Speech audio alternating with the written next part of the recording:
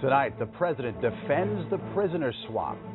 I wouldn't be doing it if I thought that it was contrary to American national security. But he sends an apology to Congress, and the military says any misconduct by Sergeant Bergdahl will not be ignored. Reports from Nancy Cordes and David Martin. Analysis from Mike Morrell. Potentially violent weather is targeting the Midwest tonight. We'll have the latest.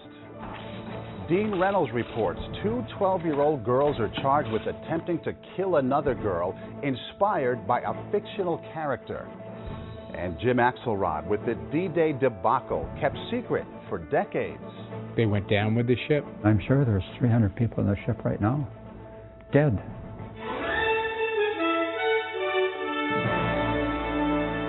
This is the CBS Evening News with Scott Pelley. Good evening. Scott is off tonight. I'm Maurice Dubois. The prisoner exchange controversy is following President Obama on his trip to Europe. In Poland today, he defended his decision to release 5 high-level members of the Taliban held at Guantanamo in exchange for U.S. Army Sergeant Bowe Bergdahl. Asked about Bergdahl's actions before he was captured in Afghanistan, the president had this to say. Regardless of the circumstances, whatever those circumstances may turn out to be, we still get an American soldier back if he's held in captivity. Period. Full stop. We don't condition that. Members of Congress are angry. They were not notified in advance of the release of the prisoners from Guantanamo. Last night, through a top aide, the president sent congressional leaders an apology. But Nancy Cordes on Capitol Hill tells us it was not the one they wanted. Nancy? Maurice, the law states the president must give Congress 30 days notice before transferring Guantanamo Bay prisoners. Now the White House is apologizing not for leaving top lawmakers in the dark, but for failing to inform them directly even after the fact. Senators on the Intelligence Committee were briefed on the prisoner swap today in a closed-door meeting they said should have taken place before the U.S. released 5 Guantanamo prisoners. There certainly was time to pick up the phone and call. Intelligence Chair and Democrat Dianne Feinstein is normally a key White House ally. I strongly believe that we should have been consulted, that the law should have been followed, and I very much regret that that was not the case. The top Republican on the Intelligence Committee, Saxby Chambliss, disputes the administration's argument that it had to move quickly without notifying Congress because Bergdahl's health was at risk. I would say that we have asked that question, and there has not been even the weakest case, in my opinion, made that he was suffering from a health standpoint to the degree to which a decision had to be made immediately.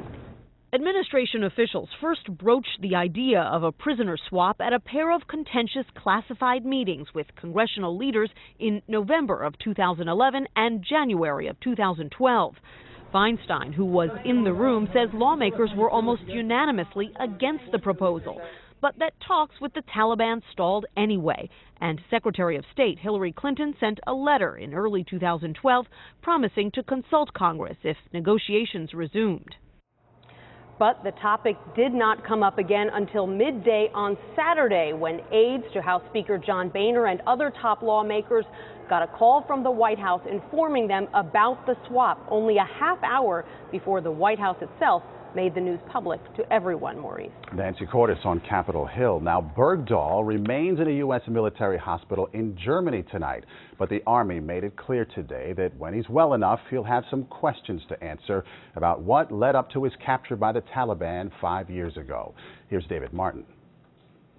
The nation's top-ranking military officer, Joint Chiefs Chairman Martin Dempsey, pledged on his Facebook page the Army will not look away from misconduct if it occurred. And the Secretary of the Army, John McHugh, promised a comprehensive review that will include speaking with Sergeant Bergdahl to better learn from him the circumstances of his disappearance and captivity. A lot already has been learned from former members of his unit. I believe this was a premeditated desertion. Cody Full was at the observation post on this hill with Bergdahl and went searching for him when he went missing, questioning the local villagers. A teacher and a clergyman said that they did see an American earlier that morning by himself. He fit Bergdahl's description. They said he was crawling on his stomach, through the weeds. Neither Full nor any of the other soldiers speaking out on television and on the internet know the answer to a question only Bergdahl can answer. Why did you leave us? Why did you leave your fellow Americans? Like what?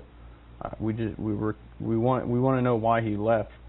It's straight up desertion.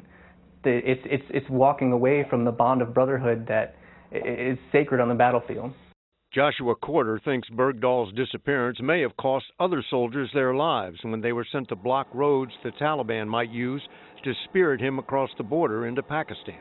We were there specifically to be able to try and block him from leaving the country. We would have never been in those towns. We would have never been in that danger.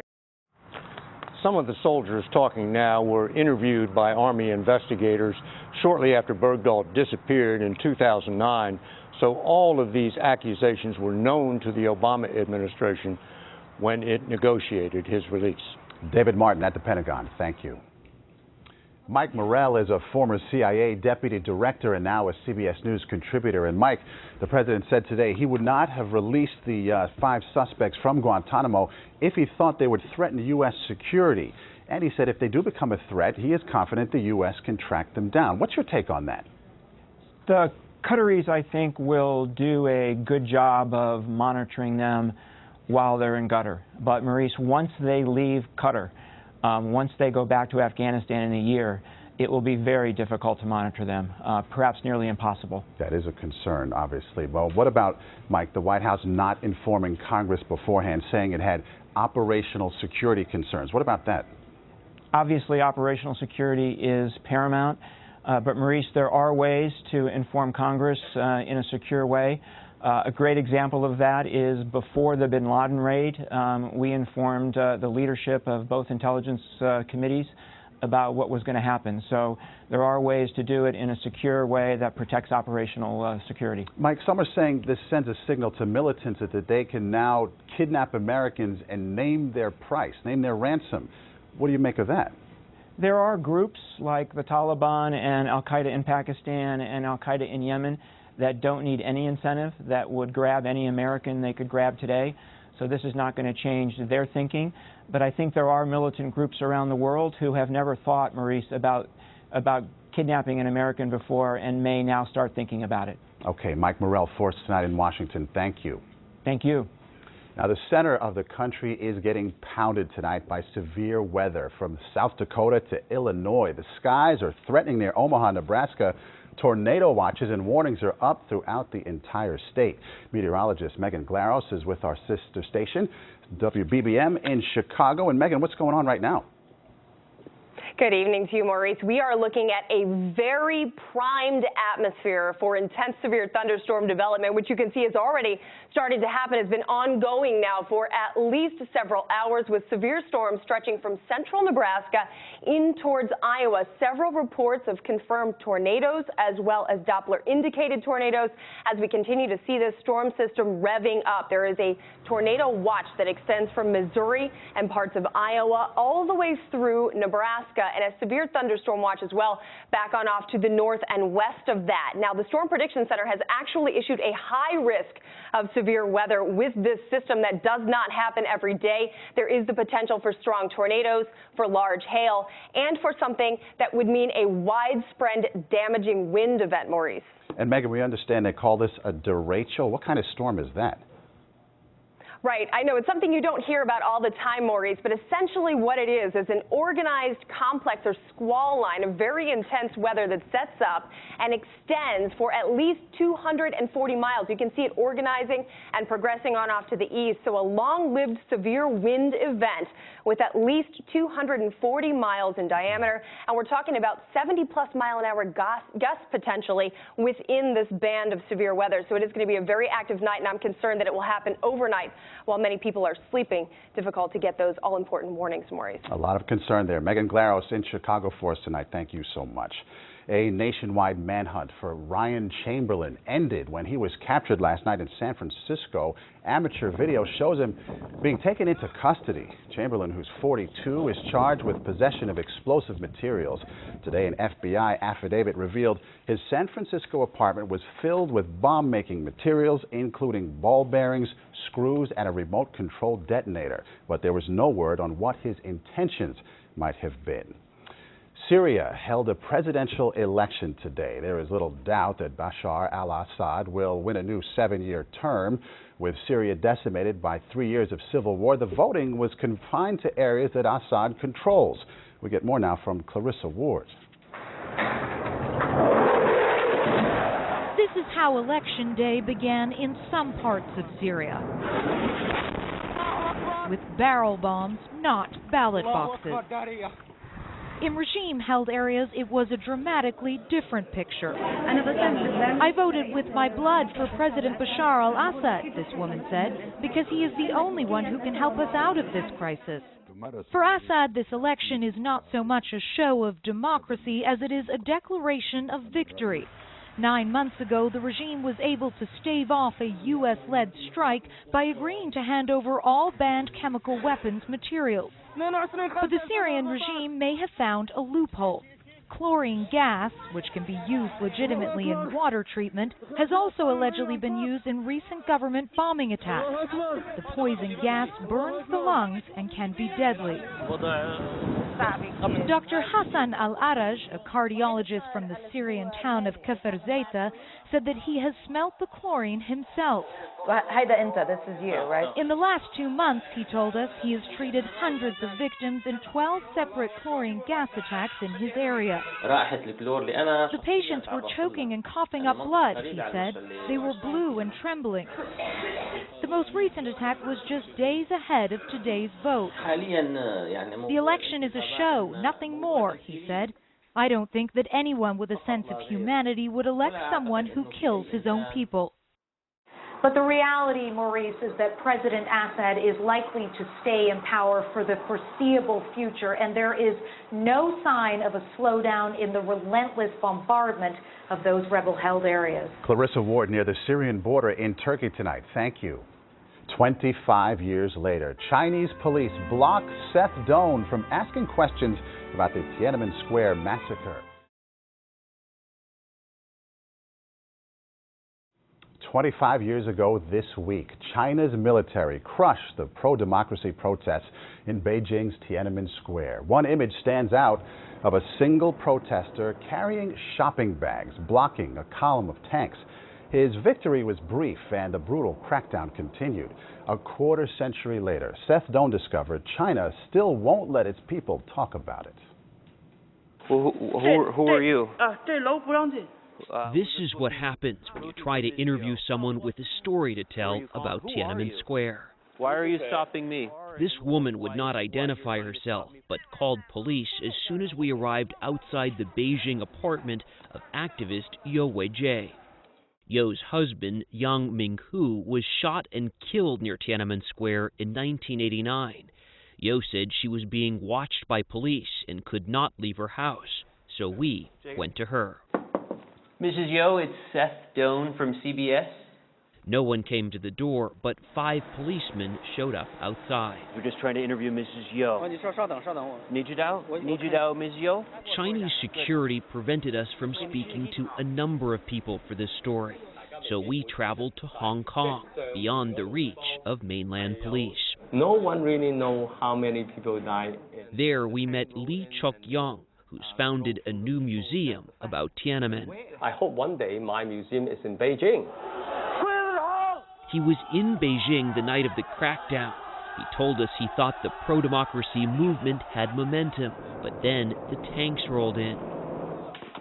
He remembered the gunfire and the fear when the lights went out. That's the darkest point of my life, when the whole Tiananmen Square lights was, switched off. When did you realize that there had indeed been this massacre? In the morning, actually, when the light come up, you can see body already being, transported to the hospital. 25 years later, Lee's museum is waging a new protest. against the erasing of history. You know, in China, no one allowed to discuss about June 4th. You know, parents do not talk to their children about that. So there's a vacuum there. It's just really shocking. Many visitors come from mainland China, including Jiang Luo. I didn't know about it when I was like middle school, high school, because it wasn't really mentioned in the textbook. Why is this issue, this historical event, so sensitive 25 years later? Yeah, that's exactly the question I want to ask the Communist Party. Why are you so afraid? Today's communist government is afraid of what Li says is simply an historical truth. Maurice, this is a city on lockdown. We've seen security beefed up across Beijing and certainly at its center in Tiananmen Square. Our own Chinese colleagues have come under pressure from authorities. This is an anniversary they do not want to remember. Seth Doan, 25 years later in Beijing. Thank you so much. Two 12-year-old girls accused of a vicious attack on another, inspired by a character on the internet. That's next.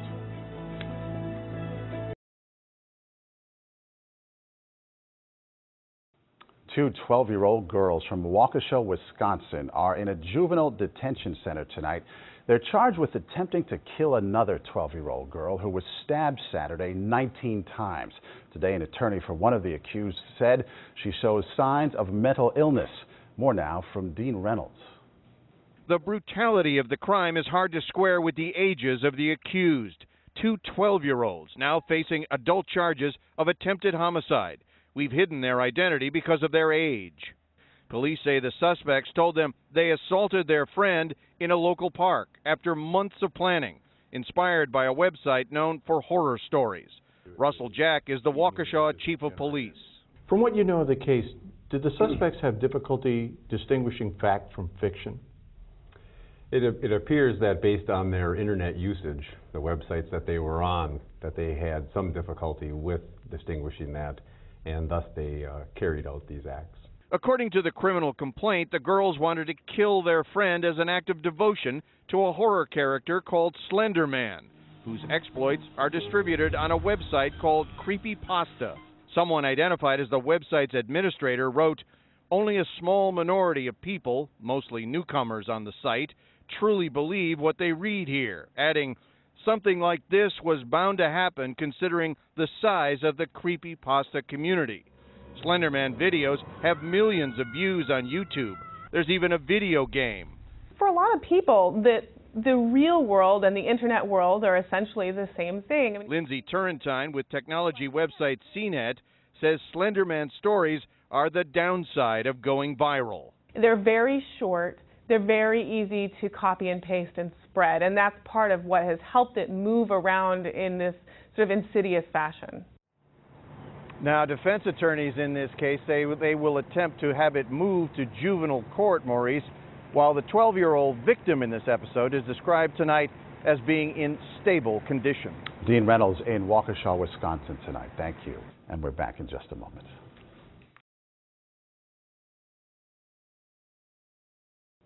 This week, as the Allies commemorate the 70th anniversary of D-Day, there's one story from the invasion most people don't know. It happened during the rehearsal, but the U.S. military kept it secret long after the war. Tonight, an American veteran tells the story to our Jim Axelrod. In the waters off this peaceful stretch of beach in southern England, the U.S. military lost more lives practicing to land on Utah Beach than actually died there on D-Day. This was in the middle of the night, of course, at 1:30. 94-year-old Doug Harlander was there, a 24-year-old ensign at the time aboard an American landing ship called an LST. April 28th was to be the full dress rehearsal. 8 landing ships loaded with thousands of troops assembled in the bay. But in a major error, the convoy's well-armed escort ship was forced back to port for repairs. German patrol boats spotted the LSTs, and just after 2 a.m., the unprotected convoy came under fire. LST 507 was struck by the first torpedo. When 507 got hit, Yeah. what did you see? All I saw is the big flash, and you can see all of a sudden it's on fire. Minutes later, Harlander's ship was ripped apart by 2 torpedoes in quick succession. She sank in about 6 minutes. When I got in the water, the thing was cold, 44 degrees, and that's cold, cold water. I could move my elbows, my knees, but I couldn't move my fingers. They were just sticking straight out.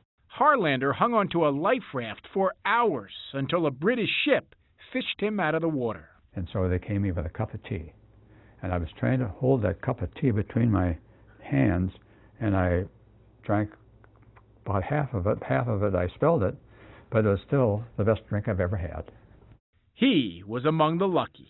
I know that so many people didn't get off the ship. They couldn't have. And I'm sure there's 300 people on the ship right now, dead. All told, more than 700 died in the convoy. Recently, hundreds gathered at a small beachside memorial to finally give those who died some measure of the honor they too deserve. Were you heroes? Were we heroes? I don't think we were heroes. It was just part of duty. Jim Axelrod, CBS News, Frederick, Wisconsin. And that is the CBS Evening News for tonight. For Scott Pelley, I'm Maurice Dubois. Thanks for joining us. Good night.